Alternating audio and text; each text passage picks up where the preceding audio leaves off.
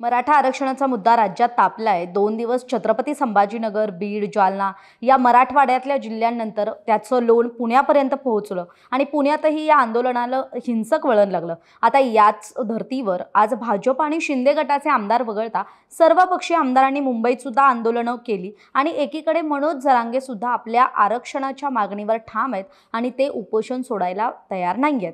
आता हे सगळं घडत असताना मुंबईत सत्तेत असणाऱ्या अजितदादांच्या आमदारांनी सुद्धा आंदोलन केलं आणि या सगळ्या घडामोडींना पूर्णविराम लावण्यासाठी मुख्यमंत्री एकनाथ शिंदेंनी मराठा आरक्षणाच्या मुद्द्यावर आज सर्व पक्षीय नेत्यांची बैठक बोलावली होती। आता या बैठकीत मराठा समाजाला आरक्षण देण्याच्या भूमिकेवर सर्व पक्षीय नेत्यांचं एकमत झालंय, तर दुसरीकडे जरांगे पाटलांनी उपोषण मागे घेऊन सहकार्य करावं असं आवाहन सुद्धा सर्व पक्षीय नेत्यांनी या बैठकीत केलंय।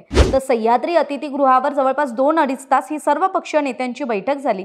त्यानंतर एक ठरावही करण्यात आला आणि तो ठराव एकमतानं संमतही झाला। आता तो ठराव नेमका काय होता आणि या सर्व पक्षीय बैठकीत कोणत्या पक्षाच्या नेत्यांनी नेमकी काय भूमिका मांडली तीच इनसाइड स्टोरी जाणून घ्यायची आहे या व्हिडिओतून। ती जाणून घेण्यासाठी हा व्हिडिओ शेवटपर्यंत नक्की पहा। नमस्कार, मी कोमल सकाळमध्ये आपलं स्वागत। मुख्यमंत्री एकनाथ शिंदे, उपमुख्यमंत्री देवेंद्र फडणवीस, राष्ट्रवादीचे अध्यक्ष शरद पवार यांच्यासह झालेल्या सर्व पक्षीय नेत्यांच्या बैठकीत आज एक ठराव मंजूर झाला। तो ठराव नेमका काय होता ते आधी आपण पाहूयात। तर मराठा समाजाला आरक्षण देण्याबाबत सर्वांचं एकमत आहे। याच्या कायदेशीर बाबी पूर्ण करूनच टिकणारं आरक्षण दिलं जाऊ शकतं आणि त्या संदर्भात राज्यातील सर्वच पक्ष एकत्रितपणे काम करायला तयार आहेत।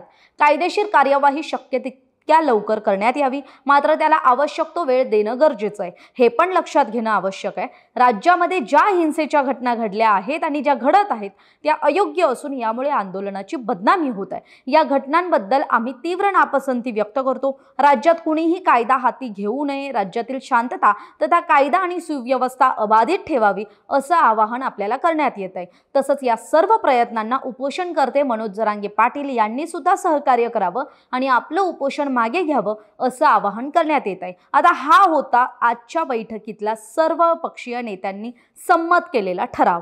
त्यामुळे या बैठकीत एकूण काय झालं तर सर्व पक्षीय नेत्यांनी शांततेचं आवाहन आंदोलकांना केलंय आणि जरांगे पाटलांना सुद्धा आपलं आंदोलन आणि आपलं उपोषण मागे घेण्यासाठी आवाहन केलंय। आणि याच बैठकीत आणखी काही मुद्दे चर्चेत आले, ते म्हणजे मराठा आरक्षणावर केंद्रानं हस्तक्षेप करावा अशी भूमिका अशोक चव्हाणांनी या बैठकीत मांडली। याशिवाय जरांगे पाटलांच्या उपोषणावर तात्काळ तोडगा काढावा अशीही विनवणी चव्हाणांनी या बैठकीत केली। आता याच बैठकीत आणखी काही मुद्दे चर्चेत होते, ते म्हणजे कायदा सुव्यवस्था राखावी यासाठी सर्व पक्षीयांचं एकमत झालं। राज्यातील महत्त्वाच्या मराठा समाजाच्या नेत्यांना राज्य सरकारनं विश्वासात घेण्यासाठीच ही बैठक बोलावली होती। याशिवाय केंद्रात भाजप सरकार असल्यानं अतिरिक्त आरक्षणासाठी संसदेच्या हिवाळी अधिवेशनात बिल आणावं अशीही भूमिका काही नेत्यांनी मांडली। तर क्युरेटिव्ह पिटिशन सोबत केंद्रानं 50% मर्यादा वाढवण्यावर काम करावं आणि डिसेंबरपर्यंत मराठा आरक्षणाचा मार्ग मोकळा करावा अशी भूमिका शेकापच्या जयंत पाटलांनी मांडली। तर दोन्हीकडे भाजपचं सरकार असताना मराठा समाजाचा प्रश्न मार्गी कसा लागत नाही याविषयी सुद्धा काही नेत्यांनी मतं मांडली। तर मराठा आणि कुणबी एकच आहेत, त्यामुळे सरसकट आरक्षण द्या या मनोज जरांगे पाटलांच्या मागणीला बच्चू कडूंनी आपली संमती दर्शवली आहे आणि सोबतच विरोधी पक्षनेते, विधान परिषदेचे विरोधी पक्षनेते अंबादास दानवे यांनी या बैठकीत नवा इम्पेरिकल डेटा तयार करा अशी मागणी केली आहे। तर तिकडे विजय वडेट्टीवार यांनी केंद्र आणि राज्य सरकारनं समन्वय साधून आरक्षण द्यावं अशी मागणी केली। आणि या सगळ्या प्रकरणात, या सगळ्या बैठकीत उपमुख्यमंत्री देवेंद्र फडणवीस यांनी मात्र बैठकीत मराठा आरक्षणाबाबत कायद्याची बाजू मांडली। आता आरक्षणाबाबत कायद्याची बाजू सर्व पक्षीय नेत्यांनी समजून घेतली पाहिजे।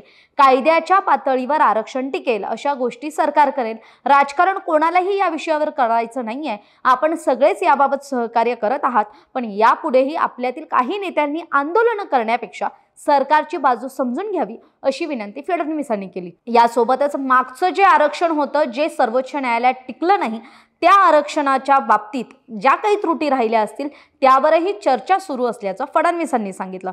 तर राज्याचे महाधिवक्ता यांनी सुद्धा या बैठकीत एक महत्त्वाचं मत नोंदवलं, ते म्हणजे जी मागणी आज आमदारांनी केली होती, म्हणजे अजितदादांचे आमदार असो वा राष्ट्रवादी, शिवसेना आणि काँग्रेस या तिन्ही पक्षांचे आमदार असो, त्यांचं असं म्हणणं होतं मराठा आरक्षणासाठी सरकारनं एक दिवसीय विशेष अधिवेशन बोलवावं.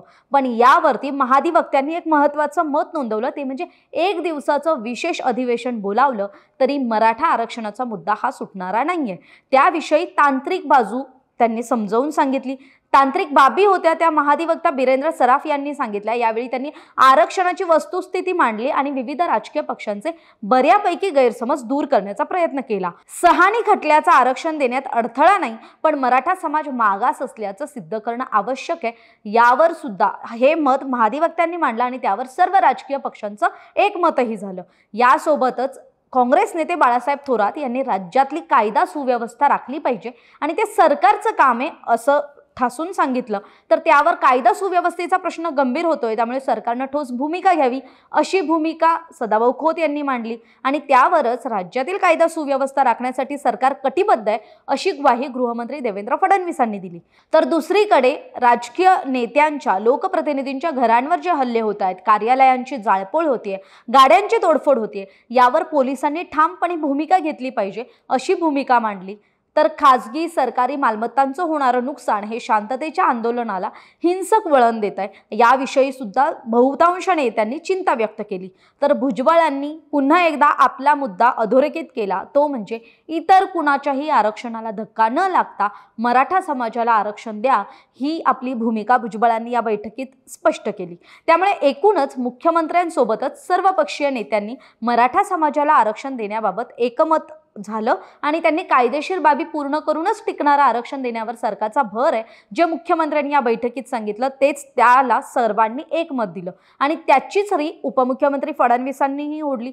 तरी मराठा आरक्षणासाठी थोडा वेळ लागेल आणि मनोज जरांगे पाटलांनी उपोषण मागे घेऊन सहकार्य करण्याचं आवाहन या सर्व पक्षीय नेत्यांनी केलंय. त्यामुळे या सगळ्या बैठकीत जे घडलं त्याचा एक सारांश म्हणजे जी सर्व पक्षीय आमदारांची आज सकाळपासून मागणी आहे आणि मनोज जरांगेंची सुद्धा जी मागणी आहे की एक दिवसीय विशेष अधिवेशन बोलावून मराठा आरक्षणाचा प्रश्न मार्गी लावावा, तर महाधिवक्त्यांच्या मते आणि कायदेशीर बाबी समजून घेतल्यानंतर ते शक्य नाहीये असं मुख्यमंत्र्यांनी आज बैठकीनंतर पत्रकारांशी संवाद साधताना ते स्पष्ट केलंय. उपमुख्यमंत्र्यांनी त्यावर थेट बोलणं टाळलं असलं तरी त्यांचंही त्याच मताशी ते सहमत आहेत. त्यामुळे सरकार मराठा आरक्षणाच्या दृष्टीनं वेगानं हालचाली करत आहे. केंद्र सरकार यामध्ये आता काही भूमिका घेतंय का, केंद्र सरकारकडून सरकारला सहकार्य मिळतं का, हे पाहणं महत्त्वाचं असेल. तर मराठा समाजासाठी आंदोलन करणारे उपोषण करते मनोज जरांगे पाटील आपलं उपोषण मागे घेणार का? आपल्याला याविषयी काय वाटतंय हे कमेंट करून नक्की सांगा आणि अशाच राजकीय घडामोडींसाठी सकाळचं यूट्यूब चॅनल सबस्क्राईब करायला विसरू नका. हा व्हिडिओ आपण फेसबुकवर पाहत असाल तर सकाळचं फेसबुक पेज फॉलो करा. महाराष्ट्रातील सर्व बातम्यांचे विश्वासार्ह व्यासपीठ. सकाळच्या सर्व सोशल मीडिया प्लॅटफॉर्मला लाईक, फॉलो आणि सबस्क्राईब करा. तसंच सर्व नोटिफिकेशनसाठी बेल आयकॉन प्रेस करायला विसरू नका.